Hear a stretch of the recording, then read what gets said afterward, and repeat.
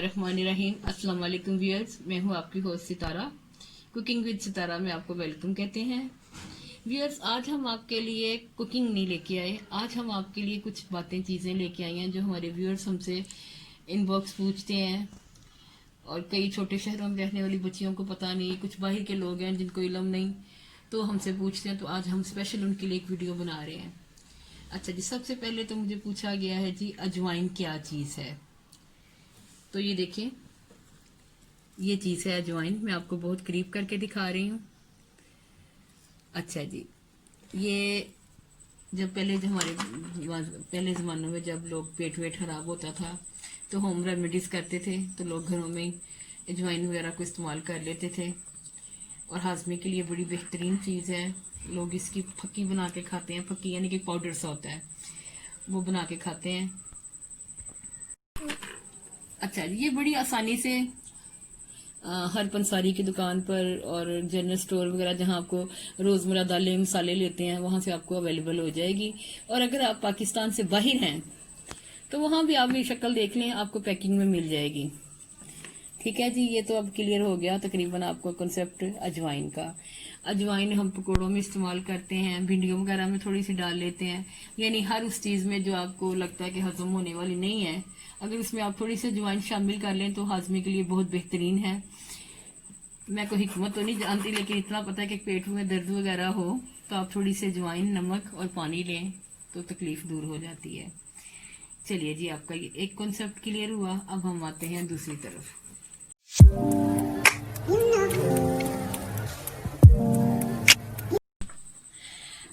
अच्छा जी, next question है कि बेकिंग पाउडर और बेकिंग सोडा क्या ये एक ही चीज है? नहीं व्यूअर्स, बेकिंग पाउडर और बेकिंग सोडा ये दो डिफरेंट चीजें हैं।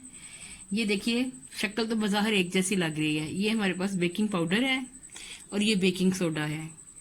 कोई ऐसा खास मतलब डिफरेंस नहीं है, लेकिन ये एक मैं आपको बताऊं, दोनों ही नरम और मुलायम है। ये भी डिफरेंस नहीं इनमें आ सकता। लेकिन बहरहाल बेकिंग सोडा जो है ना, ये आपको विदाउट पैकिंग किसी भी जनरल स्टोर से, किसी पंसारी की दुकान से आपको मिल जाएगा। 20 रुपए का, 30 रुपए का, जितना मतलब आपको जरूरत है। और इसका मेन मकसद है चीज को नरम करना। यानी जब हम पकोड़े बनाते हैं, पकोड़ों में डाल लेते हैं तो पकोड़े फूलते भी हैं, नरम भी रहते हैं। थोड़ा सा पूरी में भी इस्तेमाल करते हैं। और अगर किसी चीज को मतलब नरम और फूला हुआ बनाना हो, जैसे गुलगुले वगैरह हैं, तो उनमें इस्तेमाल होता है। इसका मेन मकसद ये है। और जो बेकिंग पाउडर है, ये खास तौर पे केक वगैरह में इस्तेमाल होता है, बेकिंग में ज्यादा इस्तेमाल होता है। तो ये आपको पैकिंग में ही मिलता है। बेकिंग पाउडर मेरे ख्याल से विदाउट पैकिंग नहीं आपको मिलता। अब आपको हम सिर्फ ये दिखा देते हैं, मैं कंपनी का नाम छुपा रही हूँ। इस तरह पैकिंग होगी तो उसमें ये लिखा होगा बेकिंग पाउडर। ये जहन में रखें, जो मीठा सोडा है वो बेकिंग सोडा लिखा होगा, बेकिंग पाउडर नहीं लिखा होगा। और बेकिंग पाउडर की जो पैकिंग है उसके ऊपर बेकिंग पाउडर ही लिखा होगा।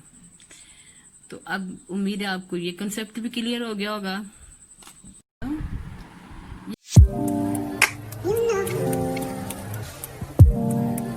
ये हमारे पास ग्राउंडेड शेप में है। ये लीव्स भी होते हैं और ये ग्राउंडेड शेप में भी मिलता है।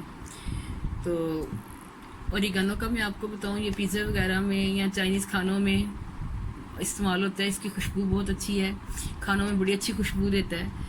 तो मैं कंपनी का नाम तो मैं नहीं आपको दिखा रही, लेकिन ये देख लें, इस तरह पैकिंग में आपको ओरिगानो ग्राउंड ये मिल जाएगा। आपको लीव्स भी मिल जाएंगे। किसी अच्छे स्टोर पे जाएं, छोटे शहरों में मोहल्लों वाले जो स्टोर्स हैं ना, वहाँ पे आपको ये चीज़ें अवेलेबल नहीं होंगी।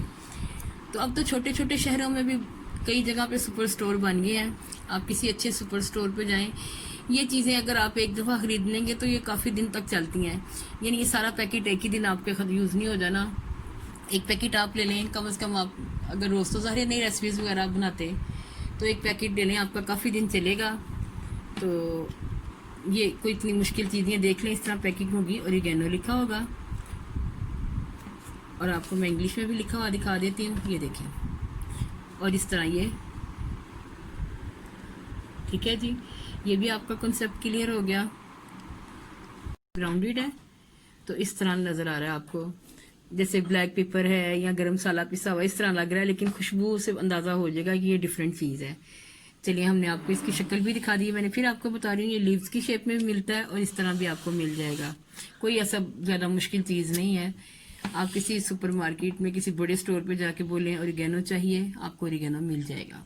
अब हम आपको दिखाते हैं यीस्ट का पैकेट है।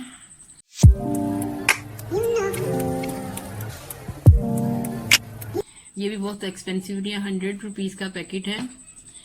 और 100 रुपीज में ये हमें कितना वेट दे रहे हैं, वेट नहीं शायद इन्होंने लिखा हुआ। अच्छा, दानेदार सी चीज है। जैसे कभी खशकाश लोग पहले पहले बहुत शौक से पकाते थे, खाते थे, तो खशकाश के दानों की तरह यीस्ट है। ये देखिए इस तरह। और कभी ऐसे आप पिज्जा बना रहे हैं या कोई और ऐसे नान वगैरह बना रहे हैं, तो उसके लिए बड़ा जरूरी है कि आपका यीस्ट अच्छा हो। हमेशा डेट देख के लें, फ्रेश डेट वाला लें। और खरीदने के बाद इसको घर में ला के फ्रिज में रखें, ठंडी जगह पे ये ठीक रहता है। तो जब इसको इस्तेमाल करना हो कुछ देर पहले निकाल के आप फ्रिज से बाहर रख दें। और ल्यूक वार्म वाटर बन के इतना सिर्फ कि हल्का सा बस उंगली डुबोएं, एहसास हो कि हल्की सी गर्मी है, जिसको आप नीम गर्म कहते हैं, उसमें आप ये रखें तो उसमें आपका राइस हो जाएगा। तो ये है यीस्ट या खमीर, और पैकेट मैंने आपको दिखा दिया है। और इसके ऊपर इसकी सारी इंस्ट्रक्शन भी लिखी हुई हैं कि इसको 4 गुना नीम गर्म पानी में 10 मिनट तक हल कीजिए।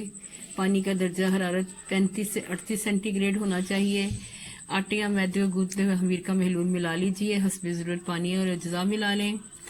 और खमीरा मैदा या आटे की मिकदार का अंदाज़ा 1%, डबल रोटी के लिए 1.5%, शीर माल के लिए यानी हाफ, और नान और चपाती के लिए इस्तेमाल कीजिए। खमीर को ठंडी जगह पर रखें और नमी से बचाएं। ठीक है, पैकेट को अच्छी तरह बंद करके फोल्ड करके अंदर वाली जो इसकी पैकिंग है, तो फिर इसको रखें। चलिए जी, खमीर का कॉन्सेप्ट भी क्लियर हो गया। अब आपसे कुछ किचन की बातें और करते हैं। बचे हैं ड्राई चिली।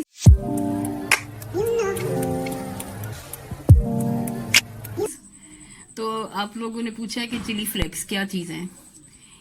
ये हैं ड्राई चिलीज, इन्हें आप ग्राइंड कर लें, चिली फ्लेक्स बन जाएंगे। लेकिन बहुत ज्यादा ग्राइंड नहीं करना, सिर्फ जस्ट फ्यू सेकेंड्स के लिए इन्हें आप ग्राइंडर में डालें, हल्का सा ग्राइंडर को चलाएं, आपके चिली फ्लेक्स तैयार हैं।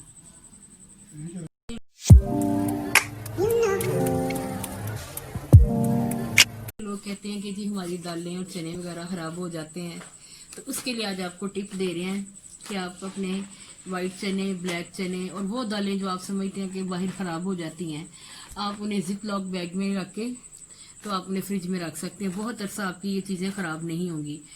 आप जस्ट उन्हें जिप लॉक बैग में डालें, ऊपर से उसको जिप को बंद करें और इसको फ्रिज में रख दें। फ्रिज में जहाँ सब्जियां रखने वाला आपका क्रिस्पर है, उसमें आप इनको इस तरह एक दूसरे के ऊपर इस तरह रख दें। इसके ऊपर आप कोई दाल वगैरह रखनी है, आपकी बहुत अच्छा खराब नहीं होगी। कभी ऐसा भी होता है ज्यादा आ जाती हैं, जैसे मैं भी ले आई हूँ, मेरे हस्बैंड भी ले आए हैं, फिर वो चीज़ डबल हो जाती है, तो जाहिर है उसने थोड़े दिनों में इतनी खत्म हो जाना।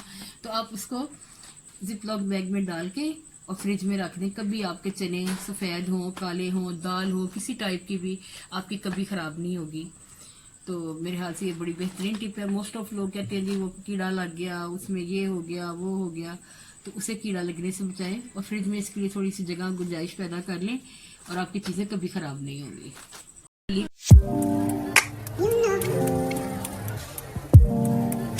हम तलक भी बता रहे हैं, आप बेसन लेके आते हैं, कई दफ़ा होता है आपका बेसन पड़ा है, स्पेशली बरसातों में, तो बेसन में कीड़ा पैदा हो जाता है। तो उसका बेहतरीन हल, आप इस तरह का कंटेनर ले लें, या कंटेनर ना भी लें, जस्ट शॉपर में ही आप जिप लॉक बैग ले लें या शॉपर में जिसमें आपका बेसन आया है, आप उसमें बेसन को रखें और उसको अच्छे से बंद करके लपेट के उसको भी फ्रिज में रख दें। ये देखें, इस कंटेनर में मेरा बेसन है, तो मैं बेसन भी बाहर नहीं रखती। स्पेशली बरसातों में, गर्मियों में कीड़ा पैदा हो जाता है, छोटी छोटी सुंडियाँ पैदा हो जाती हैं, और जब आप ज़रूरत के लिए निकालें तो आपका बेसन उसमें यानी सुंडियाँ और वो छोटी छोटी से कीड़े से पैदा हो चुकी होती हैं, ये बाल दफ़ा वो कड़वा हो जाता है। तो इसका बेहतरीन हल है, इसको कंटेनर में डालें और इसको फ्रिज में रख दें। काफ़ी अर्सा तक आपका ये ख़राब नहीं होगा। अचानक से मेहमान आ जाएं, आपको ज़रूरत हो, कोई बाहर जाने वाला नहीं है, तो उस वक्त आपको अपने घर में चीज़ अवेलेबल है। और बाल दफ़ा होता है कि चीज़ आपने रखी हुई है लेकिन आपकी चीज़ ख़राब हो जाती है। इसी तरह मैदा, ये भी हर घर की ज़रूरत है, स्पेशली बेकिंग के लिए। तो मैदा भी जल्दी ख़राब होता है, मैदे में भी जल्दी सुंडियाँ वगैरह पैदा होती हैं। तो मैदे को भी इस तरह आप किसी डब्बे वगैरह में डाल के तो इसको जस्ट बंद करके फ्रिज में रख दें। बहुत अर्से तक आपका मैदा, इसमें सुंडियाँ, कीड़े या कोई इस टाइप की चीज़ पैदा नहीं होगी। और जब भी आपको ज़रूरत होगी आप जस्ट फ्रिज से निकालें, इसे 5-10 मिनट के लिए नॉर्मल टेम्परेचर के लिए रख दें किचन में।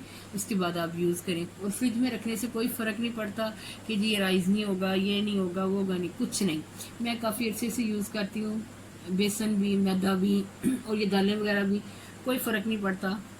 इनको निकाल के जस्ट हम थोड़ी देर के लिए रूम टेम्परेचर में रखते हैं। जब इनका टेम्परेचर नॉर्मल हो जाता है फिर इनको यूज़ कर लेते हैं, कोई फ़र्क नहीं पड़ता।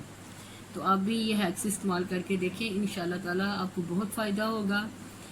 और मैं यही चीज़ें आप लोगों से शेयर करना चाह रही थी, इसलिए स्पेशली मैंने आज ये वीडियो बना रही हूँ कि चलो आज हम कुकिंग ना करें, आज हम ये चीज़ें बनाएं।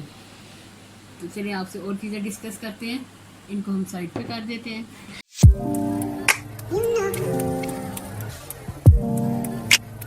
ये चीज़ें भी कुकिंग वालों के लिए ज़रूरी हैं जो कुकिंग चैनल चला रहे हैं। तो ये भी एक दफ़ा आप ले लें, बहुत अच्छा आपकी चलती हैं। ज़रूरी नहीं कि आपने रोज़ ये चीज़ें लेनी है। अब ये क्लिंग है, ये क्लिंग आप एक दफ़ा, क्लिंग रैप, इसको आप एक दफ़ा ले लें, ये बहुत अच्छा आपका जाता है। आपने फ्रीज़र में कोई चीज़ रखनी है, आप इसको इसमें लपेट सकती हैं। और सब्जियां वगैरह जो हैं आपने फ्रिज में रखनी है, आप चाहती हैं कि एक दूसरे की स्मेल एक दूसरे में ना आए, तो आप अपने जो वेजिटेबल्स हैं उन चीज़ों को या फ्रूट्स को किसी टोकरी में डाल के ऊपर से ये क्लिंग लगा सकती हैं। देखिए इस तरह होगी, मैं थोड़ा सा आपको खोल के दिखाती हूँ।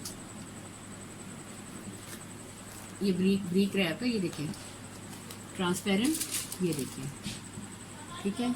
तो आप इसे लगा के चीज़ों को आप फ्रिज में रख सकते हैं। और ये बड़ी फ़ायदेमंद चीज़ है, फिर बता रही हूँ, काफ़ी मोटा होता है इसका ये एक रोल। और आप एक दफ़ा ले लें, ये आपकी काफ़ी लंबे टाइम तक इन्वेस्टमेंट है। अच्छा जी, उसके बाद आते हैं, ये है एलुमिनियम फॉइल। ये भी आप चीज़ों पे मुख्तलिफ पे लगा दें, खाने वाने आपके बने हुए हैं, फ्रिज में आपने रखना है, ढक्कन नहीं है उसका, तो आप उसके ऊपर ये एलुमिनियम फॉइल लगा सकती हैं। और अगर आप ओवन वगैरह में कुछ बना रही हैं, एलुमिनियम फॉइल लगाएं ताकि आपका ओवन गंदा ना हो, आपके ओवन ट्रे जो है वो साफ़ रहे। उसके अलावा एलुमिनियम फॉइल चीज़ों को कवर करने के काम आता है। जैसे गरम चीज़ें, उसके ऊपर आप क्लिंग नहीं लगा सकते। आपने जैसे कोई खाना वाना बनाया है, गरम के ऊपर नहीं, सैलड वगैरह पे, रायता वगैरह पे, उस पर तो आप लगा सकते हैं क्लिंग। लेकिन अगर आपके पास कोई गर्म चीज़ है, जैसे चावल हैं या ब्रोस्ट वगैरह है, तो आप उसके ऊपर एलुमिनियम फॉइल लगा सकती हैं। तो जैसे केक वगैरह आप बना रहे हैं, पिज़्ज़ा बना रहे हैं, तो आप प्लेट में नीचे ये बिछा दें। इससे ये है कि आपकी प्लेट में नहीं चिपकेगा, ये चिपकेगा नहीं, आपकी चीज़ आसानी से निकल आएगी। आप साइडों में भी जो आपका केक वाला सांचा है उसमें आप साइडों में लगा दें, नीचे प्लेट में बिछा दें और मतलब केक वगैरह बनाएं तो आपका केक बड़ा इजीली उसमें से निकल आएगा।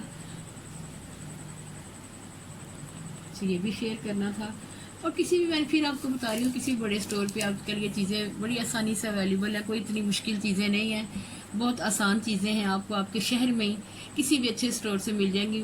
वैसे मैंने पहले बताया कि अब तो छोटे शहरों में भी बड़े अच्छे अच्छे स्टोर्स वगैरह बन चुके हैं जहाँ ये चीज़ें अवेलेबल हैं।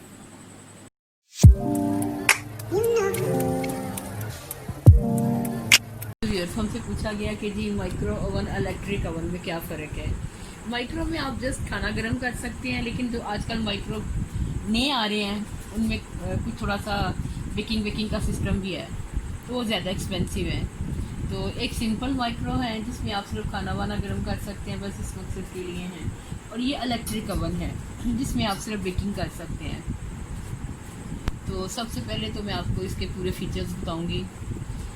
इसमें ये देखिए, ये बटन्स हैं, इसका ये टाइमर है, यानी 50, 100, 150, 200 और ये 250 तक इसका टेम्परेचर है कि आपने क्या चीज़ बनानी है, कहाँ पे आपने इसको सेट करना है। उसके बाद ये इसका सिलेक्टर, यानी आपने एक रॉड चलाना है, आपने ग्रिल चलानी है, आपने दोनों रॉड चलाने हैं, या आपने सिर्फ नीचे वाला रॉड चलाना है। यहाँ रखेंगे तो सिर्फ ऊपर वाला रॉड चलेगा, नीचे वाला रॉड बंद रहेगा। अगर आपने किसी चीज़ को ऊपर से सुरख करना है या कुछ ऐसे, तो आपने सिर्फ ऊपर वाला रॉड चलाना है। और कभी आपने स्टीम वगैरह बनाना है तो ये उसके लिए ग्रिल घूमेगी अंदर से। और ये अगर आपने दोनों तरफ से हीट देनी है तो ये निशान बना हुआ है 2 रॉड्स का, तो आप दोनों रॉड चला सकते हैं, आपकी चीज़ ऊपर नीचे से अच्छी तरह पक जाएगी। और ऐसा है कि आपने ऊपर से कलर नहीं देना, ऊपर से आपके कलर आ चुका है, आपने सिर्फ नीचे से उसको पकाना है। तो ये नीचे वाला आपने इसको चला देना है, ठीक है जी। उसके बाद ये टाइमर है, ये इसका 60 तक जाता है। 10 minute, 20 minute, 30 minute, 40 minute, 50 minute और 60 मिनट, यानी इसमें टोटल जो टाइमर है वो 60 तक है। 60 तक जाके अगर आपको और रिक्वायर्ड है तो फिर आप इसको दोबारा से लगा सकते हैं। इसके ये 3 बटन हैं, इसके सारे मैंने ऑप्शंस आपको बता दिए हैं। ये इसका पावर है, जब आप यहाँ से ऑन करेंगे तो ये पावर लाइट ऑन हो जाएगी, इसका मतलब है कि आपका अवन स्टार्ट हो गया है। इसको ऐसे खुलता है ये। अच्छा जी, अब ये इसके 2 नीचे राड हैं, 2 इसके ऊपर राड हैं। इसके राड चलते हैं तो इसमें हीट पैदा होती है और आपकी चीज़ इसमें पक जाती है। चलिए सबसे पहले मैं आपको दिखाती हूँ। ये इस तरह सेट करेंगे तो ये इसमें मूव करेगा। मुर्गी अगर आपने लगाई वैसे ऐसे घूमेगी तो चारों साइडों से पक जाएगी, ठीक है। एक इसमें ये सिस्टम है, इसमें आप कोई चीज़ ग्रिल भी कर सकते हैं और ग्रिल यानी आपका हाथ ना जले तो आप इससे ऐसे इसको बाहर भी निकाल सकते हैं। और इसको अगर नहीं करना यूज़, इसको वापस ऐसे भी लेके जा सकते हैं। अच्छा, ये देखें, ये हमारी अवन की ट्रे है। तो जब भी इसको यूज़ करती हूँ मैं इसको एलुमिनियम से कवर कर लेती हूँ। फिर ये है कि चिकनाहट वगैरह से या जलने से महफूज रहती है। और ये मैं एलुमिनियम लगा के फिर इसको यूज़ करती हूँ। ये देखिए, इसको आप कहीं किसी पॉइंट पे भी एडजस्ट कर सकते हैं। इस तरह आप नान वगैरह बना सकते हैं, पिज़्ज़ा इसमें रख सकते हैं, केक का ट्रे आप रख सकते हैं, नेट जाली के ऊपर भी रख सकते हैं, इस पर भी आप रख सकते हैं। लेकिन इसको अगर आप एलुमिनियम लगा लेंगे तो इसकी लाइफ थोड़ी सी लॉन्ग हो जाएगी, पेंट वगैरह भी नहीं ख़राब होगा और बड़ा अच्छा आपका ओवन चलेगा। मुझे ये ओवन इस्तेमाल करते हुए तकरीबन 10 साल हो गए हैं और 10 साल से मैं इस्तेमाल कर रही हूँ। पहले मैं जब सऊदीया में थी तब मैंने ये ख़रीदा था और अब मैं पाकिस्तान में हूँ तो तब भी इस्तेमाल कर रही हूँ। पतीले वगैरह में बेकिंग हो जाती है, लेकिन बाज़ दफ़ा चीज़ों पे वो कलर नहीं आता जो उनका रिक्वायर्ड है ओवन में, तो पतीले में भी कर लेते हैं। अगर आपके पास नहीं है तो कोई प्रॉब्लम नहीं है कि ज़रूर आप ये लें, और इससे बिजली भी ज़रा इस्तेमाल होती है। लेकिन अगर आपके पास गैस वाला अवन है तो डेट्स बेस्ट। गैस वाले अवन में बड़ी अच्छी बेकिंग हो जाती है। लेकिन अगर कोई ऑप्शन नहीं है तो फिर आप पतीला यूज़ करें। और बल्कि मैंने देखा है किसी ग्रुप में एक एलुमिनियम भी नहीं है, जिसका वो बनाते हैं वो भी बहुत एक्सपेंसिव नहीं है। जिसका अवन होता है उसको आपने चूल्हे के ऊपर रखना, उसमें चारों साइडों से हीट लगती है और आपकी चीज़ बेक हो जाती है। मेरे पास इस वक्त उसकी कोई तस्वीर वगैरह नहीं है, वरना मैं आप लोगों से शेयर करूं। तो आपके पास जो चीज़ें हैं आप उनमें खुश रहें, उनमें बनाने की कोशिश करें। ये नहीं है कि अगर कोई चीज़ नहीं हो ये क्या हो गया, कोशिश करें। चले अगर अवेलेबल है थोड़ा सा आप जोड़ के चीज़ें ले सकती हैं तो डेट्स। अगर नहीं है तो अपनी जान को मुश्किल में न डालें, ना किसी किस्म के कॉम्प्लेक्स में रहें, ज़िंदगी चलती है।